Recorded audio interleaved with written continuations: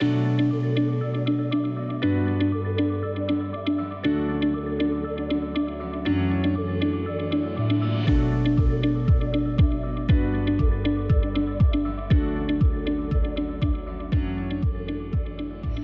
believe in Birmingham for really three key reasons. Number one, there is a vibrant community here steeped in business, the arts, culture, and fantastic green spaces.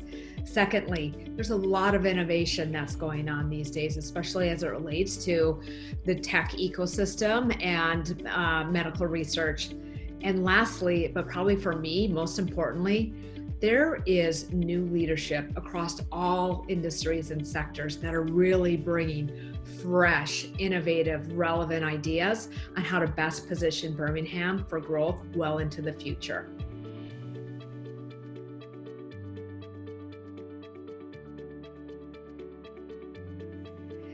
You know, when Target first talked to me about joining Shipt as the CEO, it was an undeniable, yes, I would love that. I'd been a member for over a year and I'd seen firsthand the value that Shipt added to my life, giving me time back to really spend it on things that mattered most to me. And for me, that was my family. But when they brought up that the job was in Birmingham, I did pause. I had never been to Alabama. I had never been to Birmingham. And I really wondered, gosh, can I ask my family to move and will we be able to not just survive, but thrive? And unequivocally, I will say it has been a great move. Southern hospitality has been so gracious to all of us, and we are really enjoying everything that Birmingham has to offer.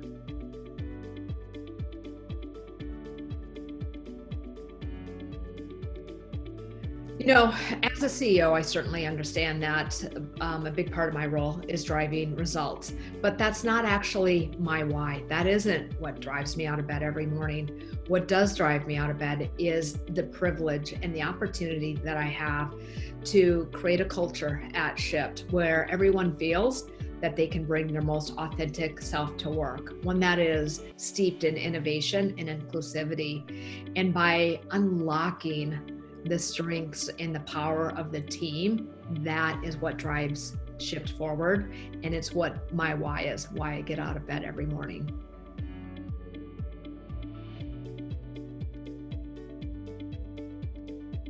I see the role of a leader as number one, setting the vision and really helping co-create the long-term strategy.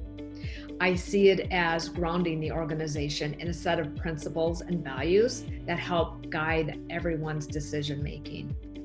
And then for me, it's about removing the barriers, making sure that the teams have the resources that they need to go forth and drive results. And that includes development. It includes giving them great opportunities for their own personal growth.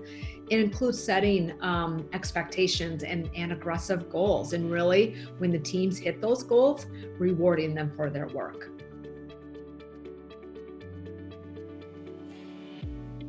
I don't know, these aren't necessarily the last books I've read, but I've certainly read them in the last couple of months and they've had an impact on me. And the two I would call out is are White Fragility and Untamed by Glennon Doyle. And in both of those books, they had a set of themes that really resonated with me. Number one, it's about being authentic to who you are and being accepting of yourself and of others, but also being self-aware of the privilege that many of us have. You know, I did not have the perfect upbringing. My mom did not go to college. My husband is an immigrant to the United States. When I was growing up, there are times we were on food stamps. But even with all of that, there's a tremendous amount of privilege that I have for simply being white. And it was a good reminder for me to ensure that every single day I recognize that privilege and that I'm using it to drive good across Birmingham, across Alabama, and across the US and the business worlds in which I operate.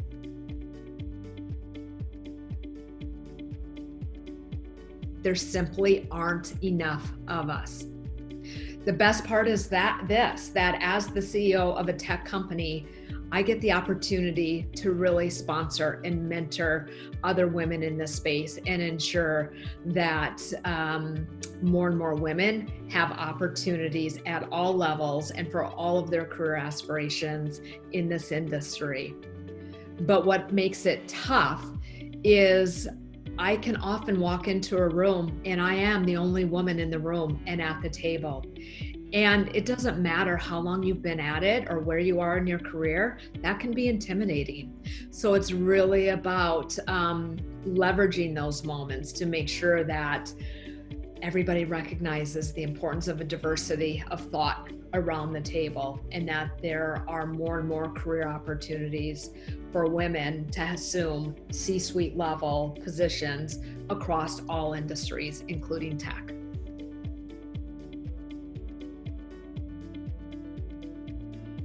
I don't know. That's a tough one. Here's what I would say is, here's my hopes for myself, is that at the end of my career, that I can reflect back and feel confident that as I left various businesses behind, I left them, the business, but more importantly, the team, in a better state than I inherited it, that they felt fulfilled by their careers, that they grew in their own developmental, both personally and professionally, in their own developmental opportunities, and that they got to work on work that they found really meaningful.